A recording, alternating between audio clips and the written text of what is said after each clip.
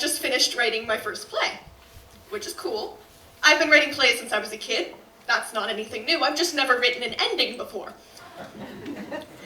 I'm a sophomore. I'm in an advanced theater arts class in this room.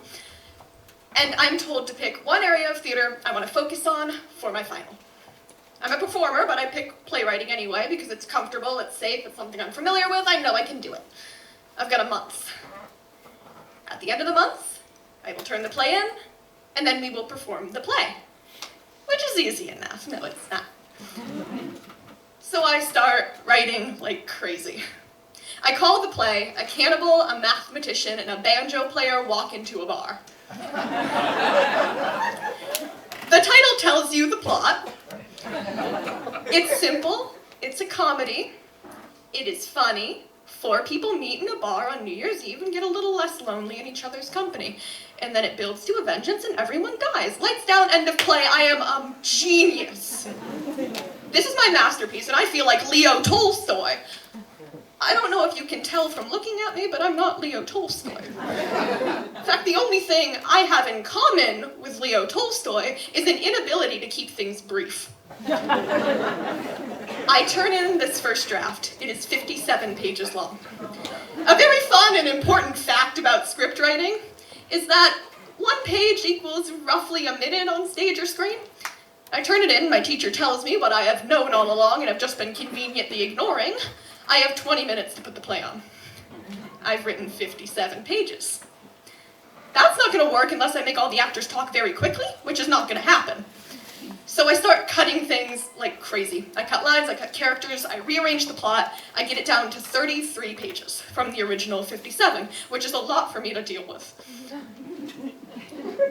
And I realize my ending, my first ending, which is this big, bombastic, exciting thing, doesn't work anymore, which sucks for me. So I cut it entirely, instead of dealing with it in another way, and I'm down to 25 pages, which is suitable. We can pull that off in 20 minutes. But I hate the way I end the play. The last line of the play I turn in, my final draft, ends with the cannibal raising a toast to midnight and saying, "To a disappointing end." Because that's what I think the end of the play is. I hate it. It sucks. The beginning of the play is funny, it's exciting, but the ending is kind of trash. So, we begin rehearsing. I roped 4 friends into acting in it, another into directing it, and I gauge responses, and, they like it. They all like it. They like it enough to be in it. They like the whole thing enough to be in it, but no. There's this little goblin in the back of my head that's just going, "It's not enough, it's not good enough, it's not good enough, it's not good enough. Do better." Well, I can't. So, I keep running over in my head the entire rehearsal process. The ending is bad, it's gonna be a disappointment, everyone's gonna hate it. Because I hate it. So naturally everyone else must too, and naturally because I put my friends in this play and I've gotten them to work on it, they have to tell me they like it. They are my friends, it is a requirement. It's not, but... So, performance week arrives. And the day of the performance arrives. And to make everything so much better, and to really rub the salt in that wound, it is Friday the 13th. I'm not a superstitious person. That day I was. We had 1 full cast rehearsal, and we were missing a very important prop. There is an integral scene in the play, an emotional climax of the play, where the banjo player whips a bar stool over his head and smashes it on the ground. I wrote it because it amuses me. It also serves as this sort of jarring, violent, reckless act in the middle of this whole comedic thing.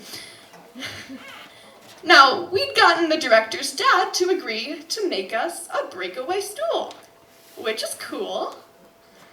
But the wires got crossed somewhere along the lines, and he'd made us a stool, a breakaway step stool. It is tiny. I'm talking like toddler-sized. Like, this thing is itty-bitty. It's gonna look real weird if someone throws it on the ground, but whatever, we have to go with it. The play is that day. So we put it backstage, and we make sure the actor who has to smash it knows that that's the thing he has to smash. We do not stop, me and the director, to think that he's never smashed a stool before, because we assumed, that's something people do. That's a universal experience, despite the two of us never having done that. So the play goes on. I'm up in the lighting booth. I'm operating the lights, and the manic, just over-the-top nervousness I had felt up until then just calms out entirely. And I'm just sort of Patrick Bateman at the end of Psycho levels of okay. And I'm watching the play, and it's going on, and people are laughing, which is surprising, because it's a comedy, but I thought it was a comedy only I thought was funny, because I wrote it to amuse myself.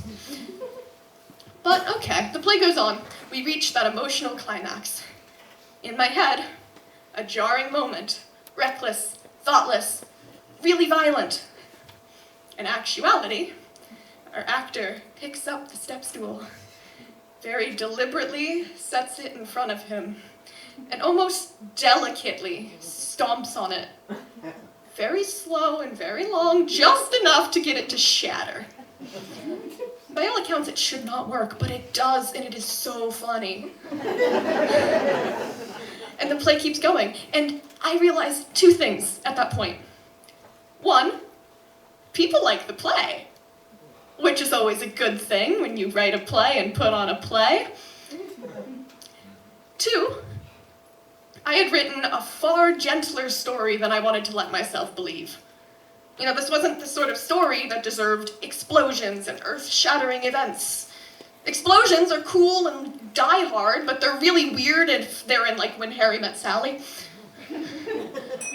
This was the kind of story that just deserved quiet. At its core, it was a story about people finding happiness, and really, there's no greater triumph than that.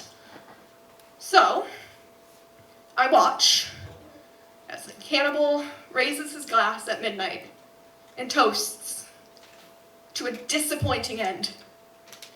And I agree. Yeah, there's no climax to this play. The end is so disappointing, but people are clapping and they're celebrating. Yeah, cheers to that disappointing end, and I bring the lights down. And that's what's going through my head. That excitement at nothing whatsoever happening. Cheers to that disappointing end.